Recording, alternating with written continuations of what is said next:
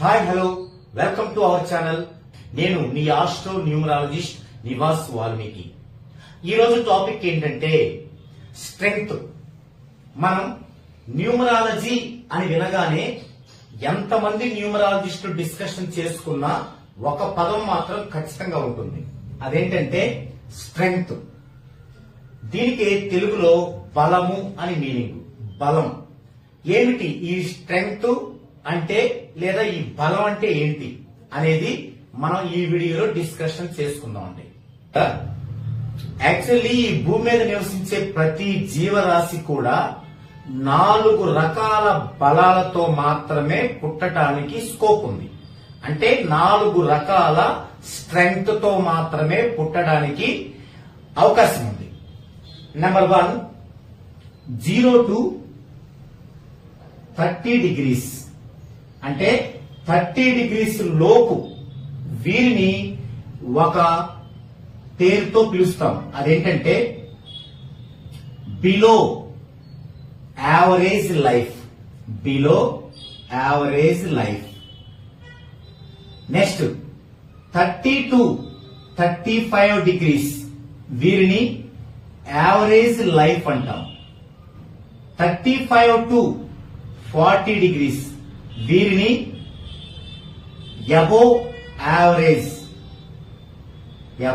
Average లేదా comfortable life అంటాం. ఇక 40 degrees అండ్ అబోవ్ ఈ స్ట్రెంగ్త్ ని ఐడెంటిఫైడ్ స్ట్రెంగ్త్ అంటారు. ఐడెంటిఫైడ్ లేదా లెజెండరీ స్ట్రెంగ్త్. ఎవరు పుట్టినా, ఏ జీవరాశి పుట్టినా ఈ 4 రకాల స్ట్రెంగ్త్ లోనే పుట్టాల్సి ఉంటుంది. 30 degrees బిలో, 30 to 35 అంటే 30 degrees బిలో అంటే 29 డిగ్రీల 59 నిమిషాల వరకు మాత్రమే. ఇక 30 డిగ్రీ ఇందులోకి వస్తుంది. 30 నుంచి 35 అంటే 34 డిగ్రీల 59 నిమిషాలు. ఇక 35 ఇందులోకి వస్తుంది. 35 నుంచి 39 డిగ్రీల 59 నిమిషాలు. ఇక 40 దీనిలోకి వస్తుంది అంటే అబోవ్. ఇలా 4 టైప్స్ లో మాత్రమే జన్మించడానికి అవకాశం ఉంది. ఇక భూమి మీద ఉన్న జీవరాశి మొత్తాన్ని పక్కన పెట్టి మనం కేవలం మనుషుల గురించి మాట్లాడుకుందాం అండి. అంటే ఎవరు పుట్టినా సరే మనిషి ఈ యొక్క భూ ప్రపంచంలో ఈ 4 స్ట్రెంగ్త్ లోనే పుట్టాలి. 0 నుంచి 30 డిగ్రీలో పుట్టిన వాళ్ళు బిలో యావరేజ్ లైఫ్ అంటారు. అంటే వారి జీవిత కాలం మొత్తం కూడా వారు లైట్ గా ఏదో ఒక పని చేసుకుంటూ బ్రతికేస్తారు. బ్రతకటం చేత కాకపోతే అప్పులు చేస్తారు. ఆ అప్పులు తీర్చడానికి నిరంతరం శ్రమిస్తూనే ఉంటారు. ఒకవేళ తీర్చలేకపోతే సూసైడ్ చేసుకుంటారు. ఇది బిలో యావరేజ్ లైఫ్ అంటే. ఇక 30 నుంచి 35 డిగ్రీలు ఉన్న వాళ్ళని యావరేజ్ లైఫ్ అంటారు. అంటే వీరు కూడా బిలో యావరేజ్ లైఫ్ లాగే ఉంటారు, కానీ త్వరగా బలహీనంగా సూసైడ్ చేసుకోకుండా కొంత మొండితనం తెచ్చుకొని ఎదురు తిరిగి అబద్దాలాడి బతకగలుగుతారు. ఇక 35 నుంచి 40 వారిని అబోవ్ యావరేజ్ లైఫ్ అంటారు. అంటే కంఫర్టబుల్ లైఫ్, సౌకర్యవంతమైన లైఫ్. అంటే ఏం చేస్తారు, వీరు కేవలం ఏదో ఒక పని కాకుండా కొంత క్రియేటివిటీని అలవరుచుకుంటారు. అంటే ఉదాహరణకి ఒకరి ఫాదర్ ఒక బిజినెస్ మ్యాన్ అనుకోండి. ఇతను ఏం చేస్తాడంటే ఈ 35 to 40 మధ్యలో జన్మించిన వ్యక్తి అతనిలాగా బిజినెస్ చేసుకోకుండా ఇంకేదైనా రంగంలోకి ప్రవేశించాలనుకుంటారు. అది సినిమా రంగం కావచ్చు, రాజకీయ రంగం కావచ్చు, ఇంకేదైనా పారిశ్రామిక రంగం కావచ్చు. అట్లా అంటే ఒక క్రియేటివిటీని వాళ్ళు పొంది ఉంటారు. ఇక 40 degrees అబోవ్ గనక జన్మించిన వాళ్ళు ఎలా ఉంటారంటే లెజెండరీ లైఫ్, ఐడెంటిఫైడ్ లైఫ్ అంటే గుర్తింపదగిన లైఫ్. అంటే కొన్ని వేల మంది, కొన్ని లక్షల మంది లేదా కొన్ని కోట్ల మంది వారిని చూసేలాగా ఉంటారు. అంటే ఇప్పుడున్నటువంటి సెలబ్రిటీస్ లాగా. అయితే ఇక్కడ ఎప్పుడు కూడా ప్రపంచం మొత్తం చూసుకున్నా, మన దేశంలో చూసుకున్నా, మన రాష్ట్రంలో చూసుకున్నా, మన మండలంలో చూసుకున్నా, మన ఊరిలో చూసుకున్నా ఈ 0 నుంచి 30 degrees ఉండే వాళ్ళు దాదాపుగా 80% ఉంటారు. ఇక 30 to 35 degrees ఉండేవారు ఒక 10% ఉంటారు. అంటే 80 ప్లస్ 10 అంటే 90కి వస్తారు వీళ్ళు. ఈ 90% ఉండే వాళ్ళు ఈ 2 స్ట్రెంత్ లో వాళ్ళు ఉంటారు. ఇక మూడో స్ట్రెంత్ లో వాళ్ళు 7% ఉంటారు. అప్పుడు 90 ప్లస్ 7 97 అయిపోయింది. ఇక రిమైనింగ్ 3% ఈ యొక్క ఐడెంటిఫైడ్ లైఫ్ లేదా లెజెండరీ లైఫ్ లో ఉంటారు. ఈ పర్సంటేజ్ అనేది యాజ్ దీస్ కాదు, 1 or 2% అటు ఇటుగా. ఓకే, ఇలా ఉంటారు. అయితే ఇక్కడ ఎందుకు వచ్చింది ఈ ప్రస్తావన న్యూమరాలజీలో అంటే, ఇప్పుడు ఈ 0 to 30 degrees లో ఉన్న పర్సన్ ఎప్పుడు జీవితాంతం బిలో యావరేజ్ లోనే లేకుండా ఇతను కంఫర్టబుల్ లైఫ్ లోకి, అబోవ్ యావరేజ్ లైఫ్ లోకి రావాలన్నా, అలాగే ఇక్కడ యావరేజ్ లైఫ్ లో జన్మించిన వ్యక్తి అబోవ్ యావరేజ్ గాని ఐడెంటిఫైడ్ లైఫ్ లో గాని రావాలన్నా, అలాగే ఇక్కడ అబోవ్ యావరేజ్ లైఫ్ లో జన్మించిన వ్యక్తి ఐడెంటిఫైడ్ లైఫ్ లోకి రావాలన్నా ఉపయోగపడే ఒకే ఒక సాధనం, ఆయుధం ఏంటంటే 14 డైమెన్షన్స్ లో నేమ్ కరెక్షన్ చేయించుకొని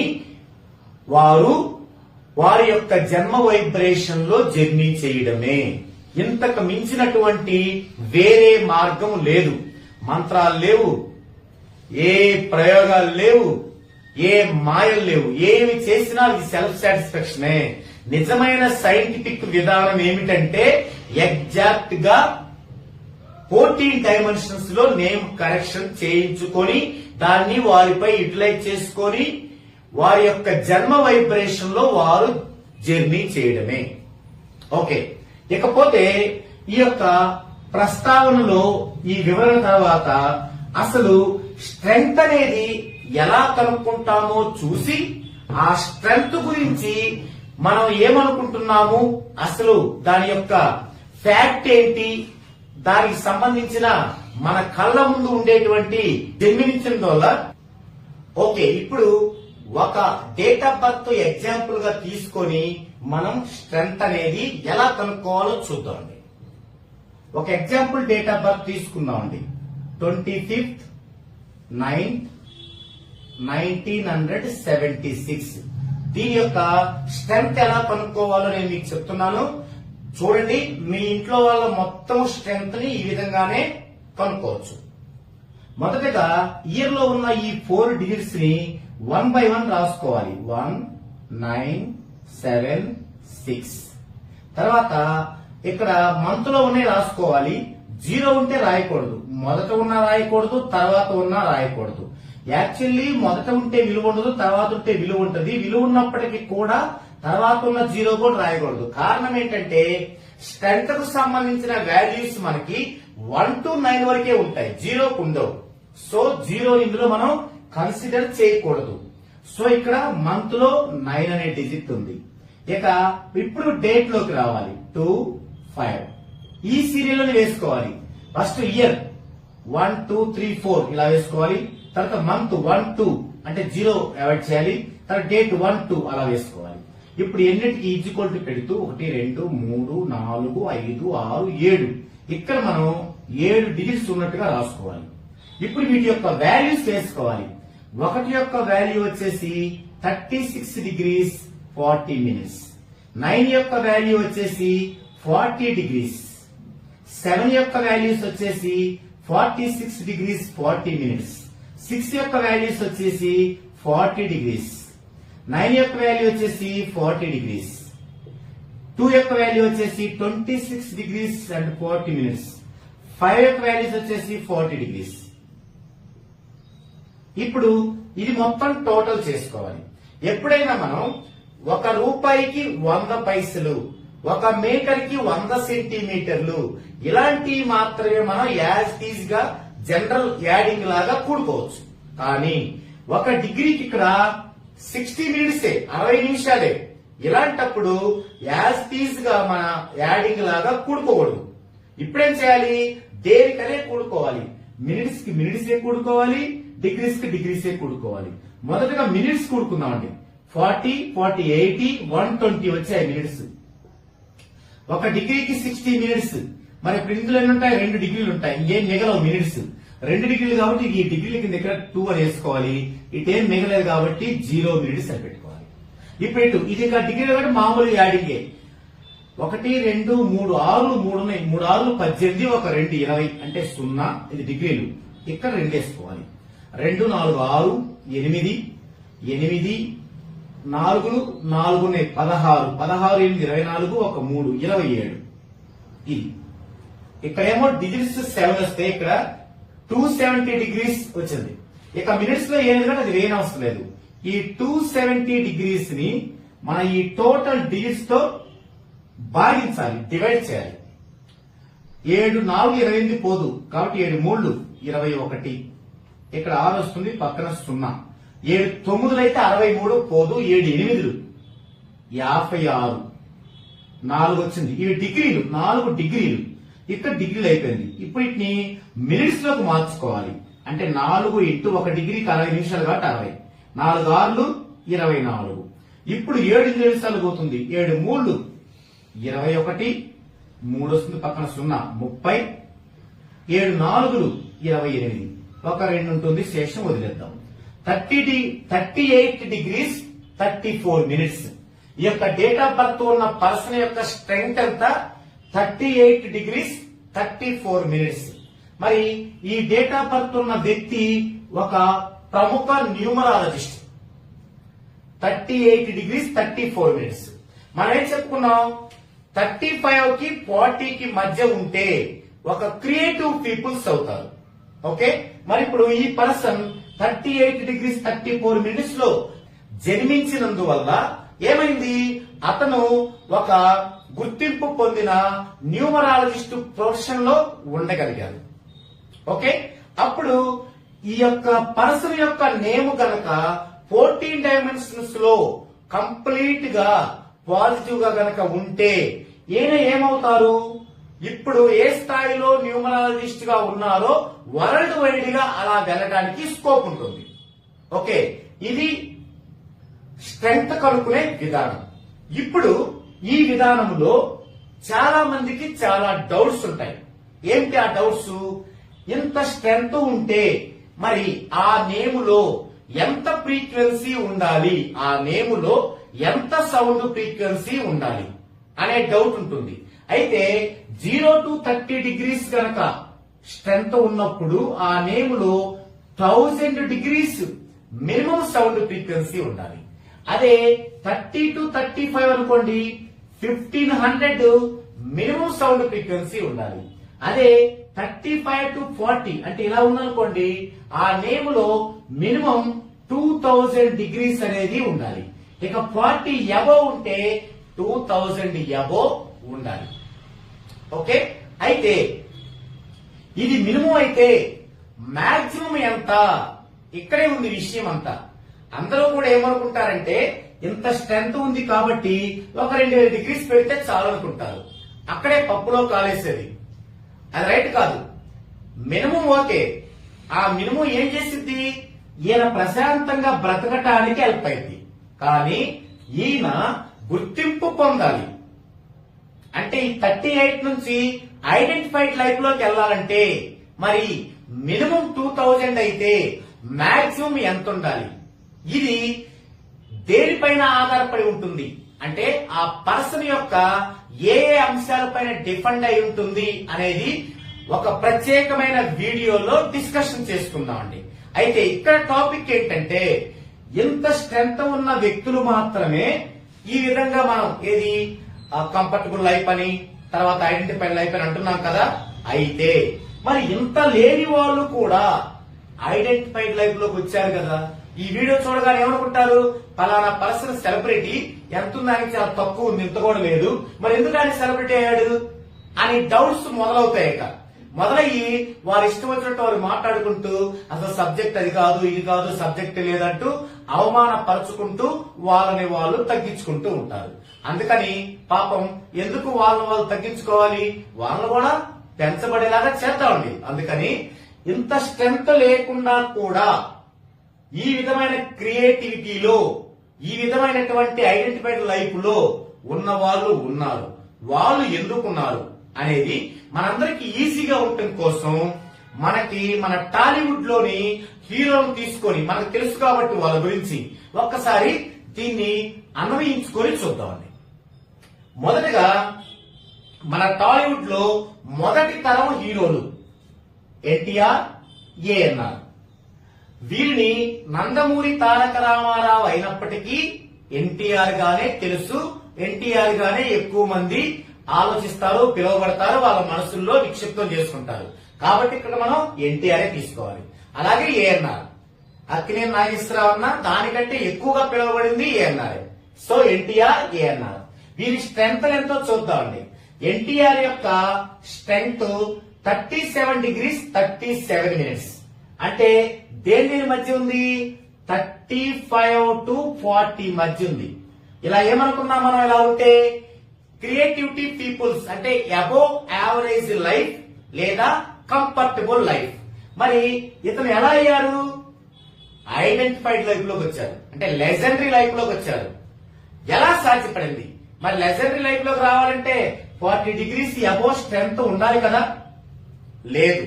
పైగా వీరి నేమ్ లో ఉన్న ఫ్రీక్వెన్సీ కేవలం 650 డిగ్రీలే. కేవలం 650 డిగ్రీలే. అంటే ఇంత స్ట్రెంగ్త్ కి 2000 ఉండాలి కనీసం, మినిమం. లేదు. అయితే అలాగే ఏఎన్ఆర్ గారు 35 degrees, అంటే ఈ 35 to 40 బోర్డర్ లో ఉన్నారు. వీరిది కంఫర్టబుల్ లైఫే, కానీ లెజెండరీ లైఫ్ లోకి వచ్చారు. మరి వీళ్ళ ఫ్రీక్వెన్సీ చూసుకుంటే, మరి వీరి ఫ్రీక్వెన్సీ చూసుకుంటే కేవలం 251 డిగ్రీ. ఓకే, మరి ఎలా సాధ్యపడింది అంటే ఇక్కడే మనం తెలుసుకోవాల్సిన విషయం ఏంటంటే, మనం ఇంతకుముందు వీడియోలో చెప్పుకున్నాం, అసలు ఒక పర్సన్ అంటే ఎవరు? బిఫోర్ మ్యారేజ్ అయితే ఆ పర్సన్ యొక్క బ్రదర్స్, సిస్టర్స్, ఆ పర్సన్ యొక్క పేరెంట్స్, ఆ పర్సన్ యొక్క పేరెంట్స్ యొక్క మ్యారేజ్ డేట్, ఇవన్నీ కలిపితేనే ఆ పర్సన్ అవుతారు. ఓకే, అదే ఆఫ్టర్ మ్యారేజ్ అయితే ఆ పర్సన్ యొక్క లైఫ్ పార్ట్నర్, ఆ పర్సన్ యొక్క చిల్డ్రన్, ఆ పర్సన్ యొక్క మ్యారేజ్ డేట్, అవన్నీ కలిపితేనే ఆ పర్సన్ అవుతారు. ఇక్కడ ఎన్టీఆర్ అంటే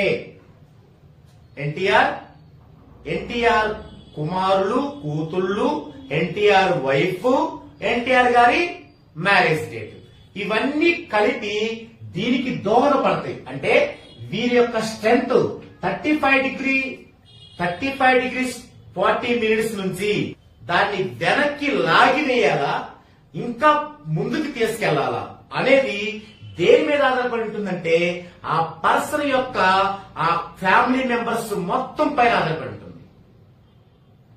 ఎలా ఆధారపడి ఉంటుంది అనేది కూలంకషంగా మనకు కావాలంటే అది ఒక ప్రత్యేక టాపిక్ లో వీడియో చేయాల్సిందే. అసలైతే మాత్రం ఆధారపడి ఉంటుంది. కాబట్టి ఫస్ట్ ఈయన మ్యారేజ్ కి ముందు ఏం జరిగింది మనకు తెలుసు. ఏం జరిగింది? విజయవాడ లాంటి సిటీలో ఒక పాలు అమ్ముకుంటూ, ఏది ఒక సైకిల్ పైన మిల్క్ అమ్ముకుంటూ బిజినెస్ ని సాగించిన ఈ పర్సన్ మ్యారేజ్ నుంచి, మ్యారేజ్ డేట్ నుంచి, తన యొక్క చిల్డ్రన్స్ నుంచి, అప్పుడు గ్రాడ్యువల్ గా ఈ యొక్క స్ట్రెంగ్త్ నుండి అతను ఐడెంటిఫైడ్ లైఫ్ వెళ్ళారు. అలాగే అక్కినేని నాగేశ్వరరావు గారు, ఏఎన్ఆర్ గారు, మనకు తెలుసు ఆయన స్త్రీ పాత్రలు వేస్తూ నాటకాల్లో నటిస్తున్న పర్సన్. ఆయన అనుకోకుండా మూవీస్ లోకి వచ్చి ఆయన కూడా అలా ఎదగటానికి కారణం ఏంటంటే ఖచ్చితంగా ఫ్యామిలీ మెంబర్సే. ఇది 75% రీజన్.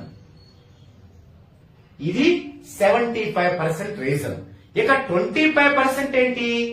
వారి యొక్క కృషి, సరైన సమయములో సరైన నిర్ణయాలు తీసుకుంటూ సరైన పట్టుదలగా ముందుకు వెళ్లడం అనేది ఒక 25%. ఇప్పుడు ఇది మీకు అర్థం అవ్వాలంటే వీరి సంతానం, వీరి కుమారులు కూడా ఇండస్ట్రీలో ఉన్నారు కదా, వారి గురించి చెప్పినప్పుడు మరోసారి వీరితో కంపేర్ చేసి చెప్తాను ఏంటనేది. ఇప్పుడు రెండో తరం నటుల్లోకి వద్దామండి. కృష్ణ, శోభన్ బాబు. కృష్ణ గారు స్ట్రెంగ్త్ 38 degrees 34 minutes. శోభన్ బాబు గారి స్ట్రెంగ్త్ 39 degrees 2 minutes.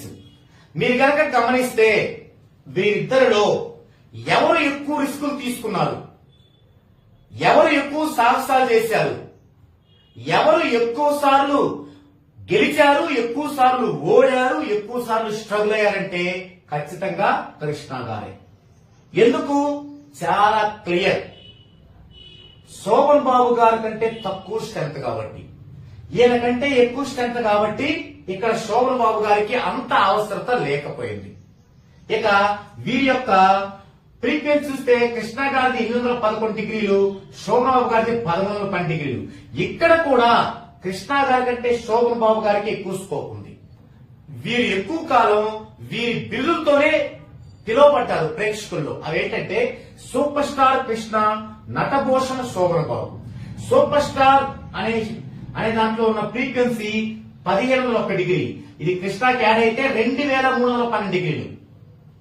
అలాగే నటభూషణ్ లో 1793 డిగ్రీలు, దీనికి ఇక్కడ యాడ్ అయితే 3105 డిగ్రీలు. చూడండి ఇక్కడ కూడా ఎక్కువే. ఇద్దరిలో స్ట్రెంత్ ఎక్కువ, యాక్చువల్లీ ఫ్రీక్వెన్సీ ఎక్కువ, యాడింగ్ ఫ్రీక్వెన్సీ కలిపినా కూడా ఎక్కువే. కాబట్టే కృష్ణ గారి కంటే తక్కువ కష్టపడి ఎక్కువ ఫలితాన్ని పొందారు. ఇక్కడ ఈయనకంటే తక్కువ కాబట్టి ఈయన ఎక్కువ కష్టపడాల్సి వచ్చింది. ఇదే ఇక్కడ మనం పైన చెప్పుకుంది. వీరు కష్టపడ్డంతా వీరు పడలేదు. ఎందుకు? తక్కువ స్ట్రెంత్ ఉన్న వాళ్ళు ఎక్కువ అచీవ్మెంట్ జాయిన్ అవ్వాలంటే ఖచ్చితంగా ఆ యొక్క నేమ్ లో ఉన్న ఫ్రీక్వెన్సీతో పాటు వారి ఫ్యామిలీ మెంబర్స్ ద్వారా వచ్చేటువంటి ఫ్రీక్వెన్సీతో పాటు వారు పడాల్సిన కష్టం కూడా మోర్ గా ఉంటుంది. అదే ఎక్కువ స్ట్రెంత్ ఎక్కువ ఫ్రీక్వెన్సీ ఉన్న వాళ్ళు కొంచెం కష్టపడితే చాలు. ఇప్పుడు మూడో తరం నటులకి వెళ్దామండి. ఇక్కడ మీకు ఇంకా దీనికి సంబంధించిన డెప్త్ గా మీకు అర్థమైంది. చూద్దామండి. ఇక్కడ మూడో తరంలో చిరంజీవి గారు, బాలకృష్ణ గారు, నాగార్జున గారు, వెంకటేష్ గారు, వీళ్ళు నలుగురు ఉన్నారు.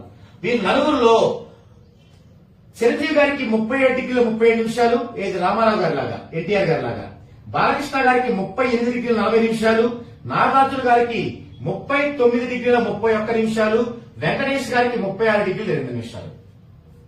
అయితే ఇక్కడ ఫస్ట్ మనం గమనించాల్సిన పాయింట్ ఏంటంటే, పేరెంట్స్ గనక తక్కువ స్ట్రెంత్ ఉన్నా కూడా వారు ఎక్కువ పాజిటివ్ ని గనక క్యారీ చేయగలిగితే వారికి పుట్టే సంతానం పుట్టుకతోనే ఎక్కువ స్ట్రెంత్ ఉండేలాగుంటుంది.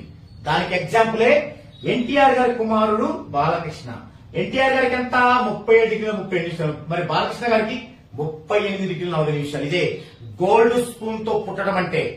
అందుకే నేను పదే పదే మన కస్టమర్స్ చెప్తుంటాను, మీరు వివాహానికి ముందే గనక మీ నేమ్ ని 14 డైమెన్షన్స్ లో చక్కగా చేసుకొని దాన్ని అప్లై చేసుకొని ఆ యొక్క మ్యారేజ్ డేట్ కూడా న్యూమరాలజీ ప్రకారమే మీరు గనక చేసుకోగలిగితే మీకు పుట్టే సంతానం ఎగ్జాక్ట్ గా అదృష్ట సంతానమే అయి తీరుతుంది. మనం ఎందుకు ఇంత కష్టపడేది? రేపు మన పిల్లలకి మంచి భవిష్యత్తు ఇవ్వడానికే కదా. మరి మనం వివాహానికి ముందు ఈ యొక్క న్యూమరాలజీతో ఈ పాజిటివిటీ తెచ్చుకోకుండా చక్క ఎలా పడితే మ్యారేజ్ చేసుకొని మనకి సూట్ గాని లైఫ్ పార్ట్నర్ తో జీవితంతో ఇసుకుపడుతూ అలాగే గడిపేస్తూ ఆ టైంలోనే మరి పాపం పిల్లలు కూడా అలాగే పుడితే మనం ఎంత కష్టపడ్డా ఉపయోగం ఉంది చెప్పండి. అందుకే ఖచ్చితంగా బిఫోర్ మ్యారేజే న్యూమరాలజీ యొక్క ఆ సేఫ్ జోన్ లోకి వెళ్ళగలగాలి. అప్పుడు మీ యొక్క లైఫ్ పార్ట్నర్ మీకు సేఫ్ గా వస్తారు, మీకు సూటబుల్ గా, మీ యొక్క చిల్డ్రన్స్ సూటబుల్ గా మీకు పుడతారు, వాళ్ళకి మంచి భవిష్యత్తు ఉంటుంది. అప్పుడు మీరు ఫిజికల్ గా ఎక్కువ కష్టపడాల్సిన అవసరం లేదు కదా. ఓకే, అలాగే ఇక్కడ నాగార్జున గారిని చూడండి. ఇక్కడ ఏఎన్ఆర్ గారికి ఎంత? 35 డిగ్రీస్. మరి నాగార్జున గారికి 39 డిగ్రీస్ 31 మినిట్స్. చూసారా? అంటే ఇక్కడ అప్పటి కాలంలో మరి ఈ యొక్క లేవు కదా, న్యూమరాలజీ లేవు కదా. కానీ అప్పటి కాలంలో లేకపోయినా ఎప్పటి కాలంలో లేకపోయినా న్యూమరాలజీ అనే ప్రక్రియ మానవ జీవితంలో ఒక పార్ట్ గా ఎప్పుడు కొనసాగుతూనే ఉంది. దానికి కారణమే ఆది మానవుడు నీకు ఎన్ని కావాలి అని ఎవరిని అడిగితే ఇలా చూపించలేదా 3 కావాలని? ఈ 3 న్యూమరాలజీ కాదా? ఎన్నిసార్లు నువ్వు వెళ్ళావంటే 10 సార్లు అంటారు, అది న్యూమరాలజీ కాదా? ప్రతిదీ న్యూమరాలజీయే. ఇప్పుడు ఒక అప్డేటెడ్ గా మనకి ఒక పర్టికులర్ గా తెలుస్తుంది. తెలియకుండా కూడా మనం న్యూమరాలజీలోనే జర్నీ చేశాం. ఒకప్పుడు న్యూమరాలజీలో గాలివాటిని జర్నీ చేశాం. అందుకే అదృష్టం అదృష్టం వచ్చింది, లేనోడికి తగ్గింది. కానీ ఇప్పుడేమవుతుంది, మన అప్డేటెడ్ వెర్షన్ లో ఒక సైంటిఫిక్ గా తెలిసి మనం ఒక విజ్ఞానవంతుడుగా న్యూమరాలజీని ఆచరిస్తూ మనం ముందుకెళ్తున్నాం. సో అప్పుడు న్యూమరాలజీ లేదని కాదు. కొనిదెల శివశంకర వరప్రసాద్ అనే పర్సన్ డిగ్రీ అయిపోయి ఆయన ఫిల్మ్ ఇన్స్టిట్యూట్ లో జాయిన్ అయ్యి యాక్టర్ గా అనుకోకుండా చిరంజీవిని పెట్టుకున్నాడా? అతను ప్రయాణించిన న్యూమరాలజీ ఆ థాట్ లోకి వచ్చి చిరంజీవి అని పెట్టుకునేలా చేసింది. అయితే మనుషులు బలహీనులు, సాంప్రదాయ సిద్ధులం కాబట్టి అప్పుడు ఆయన ఏం చెప్పుకోవచ్చు, నేను ఆంజనేయ స్వామి భక్తుడు కాబట్టి చిరంజీవిని పెట్టుకున్నాను చెప్పుకోవచ్చు, అఫ్ కోర్స్. బట్ అది కాదు, న్యూమరాలజీ యొక్క మయమే, న్యూమరాలజీ యొక్క నియంత్రణే. కాబట్టి మీరు అనుకోవచ్చు, మరి అప్పుడు న్యూమరాలజీ లేవు కదా, మరి వాళ్ళకి ఎలా వచ్చిందంటే వచ్చింది, గాలి వాటం వచ్చింది, అది వాళ్ళకి ప్లస్ అయింది, స్టార్ అయ్యారు. వాళ్ళకంటే తెలివైన వాళ్ళు, వాళ్ళకంటే టాలెంట్ గల వాళ్ళు అప్పుడే బోల్డ్ మంది ఉన్నారు. వాళ్ళు గాలి వాటిని న్యూమరాలజీ వెళ్ళారు, వాళ్ళకి సక్సెస్ అందలేదు, అంటే ఆ న్యూమరాలజీ రీచ్ అవ్వలేదు. ఇప్పుడు గాలి వాటిని వెళ్ళాల్సిన అవసరం లేదు కదా, పక్కాగా స్ట్రైట్ గా అప్డేటెడ్ గా ఉంది. గో అహెడ్, వెళ్దామండి అందులోనే. ఓకే, ఈ విధంగా వీరికి వచ్చినటువంటి యొక్క పాజిటివ్ అనేది వీళ్ళ పిల్లలకి ఎలా వచ్చింది అనేది మనం చూసాం. అయితే మరి ఇక్కడ వెంకటేష్ గారి విషయాన్ని చూద్దామండి. వెంకటేష్ గారికి ముందు స్టార్లు ఎవరు లేరు వాళ్ళ ఫ్యామిలీలో. డి రామానాయుడు గారు ఒక్కరే ఉన్నారు. ప్రొడ్యూసర్స్, మనం ప్రొడ్యూసర్స్ చూసినప్పుడు అల్లు అరవింద్ గారు, డి రామానాయుడు అట్లా చూద్దామండి, అది ఒక టాపిక్ లో. సో ఈయన 36 degrees 28 minutes. మరి చిరంజీవి గారు 37 degrees 37 minutes. గాడ్ ఫాదర్ లేరు. మీరు గమనించండి, ఈ నలుగురులో ఎక్కువ కష్టపడింది ఎవరు? మీ అందరికీ తెలుసు, చిరంజీవి గారు. ఎందుకు? తక్కువ స్ట్రెంత్ ఉంది. మరి ఈయనకంటే తక్కువ స్ట్రెంత్ వెంకటేష్ గారికి ఉందిగా. ఆయన కూడా కష్టపడ్డారు, కానీ చిరంజీవి అంత పడాల్సిన అవసరం ఆయనకు లేదు. ఎందుకు? అప్పుడే ఆయన ఫ్యామిలీ మెంబర్స్ లో అటు సురేష్ బాబు గారు గాని, డి రామానాయుడు గారు గాని ఒక పాజిటివ్ వేలో వెళ్తున్నారు. సో ఈయనకి ఎక్కువ కష్టపడాల్సిన అవసరం రాలేదు. యాజ్ యూజువల్ ఈయనకే అవసరం రాలేదు. అంటే ఇక్కడ మనం ఏం అర్థం చేసుకోవాలి, తక్కువ స్ట్రెంత్ తో జన్మించిన వారు ఎక్కువ కష్టపడి రీచ్ అవ్వచ్చు ఐడెంటిఫై పర్సన్ కి. అదే ఎక్కువ స్ట్రెంత్ తో జన్మించిన వారు తక్కువ కష్టపడితేనే ఐడెంటిఫైడ్ లైఫ్ కి రీచ్ అవ్వచ్చు. ఓకే మిత్రులారా, అందుకే ఆలోచించండి. ఎవరైనా వచ్చి నీ స్ట్రెంత్ ఇంత, నీకింత ఫ్రీక్వెన్సీ పెట్టుకోవాలనగానే టక్కున ఫ్రీక్వెన్సీ పెట్టుకుంటే ఎలాంటి యూజ్ ఉండదు. ఒక పర్సన్ కి అతని స్ట్రెంత్ ను బట్టి ఎంత ఫ్రీక్వెన్సీ ఉంచాలి అనేది న్యూమరాలజీ అనే ఒక పెద్ద సబ్జెక్ట్ లో ఒక ప్రముఖమైన స్థానం అది. అంతేకాని 30 degrees లోపు ఉంటే 1000 చాలు, 30-35 ఉంటే 1500 చాలు, 35-40 ఉంటే 2000 చాలు. Non sense.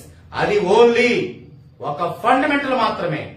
అది తీసుకొని ఇంకా పర్సన్ యొక్క స్ట్రెంత్ ను బట్టి ఎంత ఫ్రీక్వెన్సీ ఉంచాలి, ఎంత ఫ్రీక్వెన్సీ ఉంచితే అతనికి ఫ్యూచర్ లో ఎలాంటి ఇబ్బంది లేకుండా ముందుకి దూసుకొని వెళ్ళగలుగుతాడు అనేది ఒక వర్ధమాన న్యూమరాలజిస్ట్ కు మాత్రమే వీలవుద్ది. అందుకే మీరు అలాంటి చిన్న చిన్న విషయాలతో సరిపెట్టుకునే న్యూమరాలజిస్టుల యొక్క న్యూమరాలజీలో బలై మీ యొక్క అమూల్యమైన టయాన్ని వేస్ట్ చేసుకోవద్దు. లేదా మీరే నేర్చుకోండి. 14 డైమెన్షన్స్ లో న్యూమరాలజీ క్లాసెస్ మీ జిల్లా హెడ్ క్వార్టర్ లోకి వచ్చాయి. ఇక్కడ బ్యాచ్ అంటే 20, 30, 50 మంది అవసరం లేదు. ఒక్కొక్కరు ఒక బ్యాచ్. మీరు ఏ జిల్లా నుంచైనా కాల్ చేయండి. ఆ జిల్లా హెడ్ క్వార్టర్ లో మీకు ఒక్క రోజులో 14 డైమెన్షన్స్ న్యూమరాలజీ క్రాష్ కోర్స్ నేర్పించి మీ ఇంట్లో వాళ్ళకి, మీ బంధువులకి మొత్తం మీరు చేసుకునేలాగా, అవసరమైతే ఒక ప్రొఫెషనల్ గా కూడా దీన్ని తీర్చిదిద్దేలాగా మేము మీకు నేర్పిస్తాం. అందుకు మీరు కింద స్క్రోల్ అవుతున్న నెంబర్ కి కాల్ చేయండి. మీ యొక్క డేట్ ని రిజర్వ్ చేసుకోండి. ఓకే, స్ట్రెంత్ గురించిన ఇన్ఫర్మేషన్ ఇది ఈ వీడియోలో. ఇంకా స్ట్రెంత్ గురించి లాట్ ఆఫ్ ఇన్ఫర్మేషన్ ఉంది. ముందు వీడియోలో మీకు చాలా విషయాల్ని మీతో చర్చించుకునే అవకాశం ఉంటుందని ఆశిస్తూ ఇది ఈ టాపిక్. మరో టాపిక్ తో మరో వీడియో